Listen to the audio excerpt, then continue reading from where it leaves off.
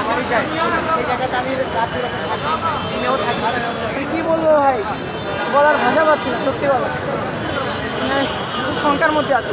একজন নাগরিক হিসেবে কতটুকু নিরাপদ মনে করছেন? মনে করছি এখানে মনে করেন প্রতিটা বাংলাদেশে সকল জায়গায় ওভারব্রিজ আছে, প্রতিটা ওভারব্রিজের উপরে পুলিশের তরফ থাকা উচিত। তাহলে মানুষ কি শুধু নিরাপত্তা থাকতে পারবে না, নিরাপত্তা ভাবতে পারবে আমি নিরাপত্তা জায়গায় একটু চা খাচ্ছি বা কোনো কিছু খাচ্ছি, এটা বুঝতে পারবে। কিন্তু এইভাবে যদি বাংলাদেশ থাকে, মানে আমি এই রাস্তা দিয়ে হাঁটতে আসি অথচ আমি ডেড বডি ওখানে, সো আমার কোনো নিরাপত্তা নেই, কোনো বাহিনীর কোনো নিরাপত্তা নেই। বাংলাদেশে আমরা এত বসবাস করতে আসছি, কষ্টের ভিতরে বসবাস করতে আসছি বর্তমানে, যেহেতু বলার কথা না যে আমরা মানুষটা মারা গেছে, নিশ্চয়ই আমাদের ভাই বোনেরা চা খাইতে একটা মাঠে দিতাম চলে গেছে আজকে, এটা তো ঠিক না। বাংলাদেশের নিরাপত্তা আরও কঠোর হতে হবে, নিরাপত্তা কঠোর হতে হবে, তাদের ওভারব্রিজ নিরাপত্তা থাকতে হবে। দর্শক, উনি যেটা জানিয়েছেন সেটা হচ্ছে নিরাপত্তা, আমরা সাধারণ পাবলিক, সাধারণ মানুষ যারা আছি, মানে উনি যেটা জানিয়েছেন যে সাধারণ পাবলিকের যে নিরাপত্তাটা, এটা নিয়েই জানিয়েছেন। তো আমি একটু দেখানোর চেষ্টা করতেছি। তো ওই যে দেখতে পাচ্ছেন,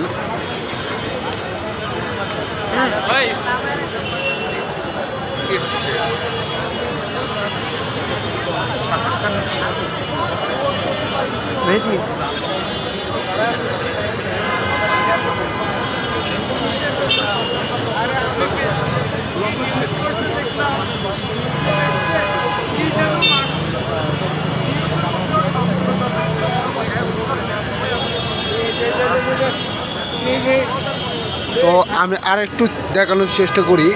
সেটা ওই যে চার দোকানটা মদকটা পড়েছে, সেটা একটু দেখানোর চেষ্টা করতেছি।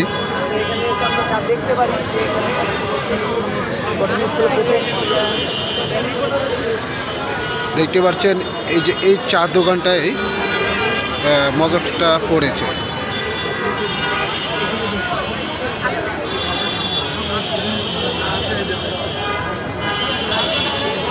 তো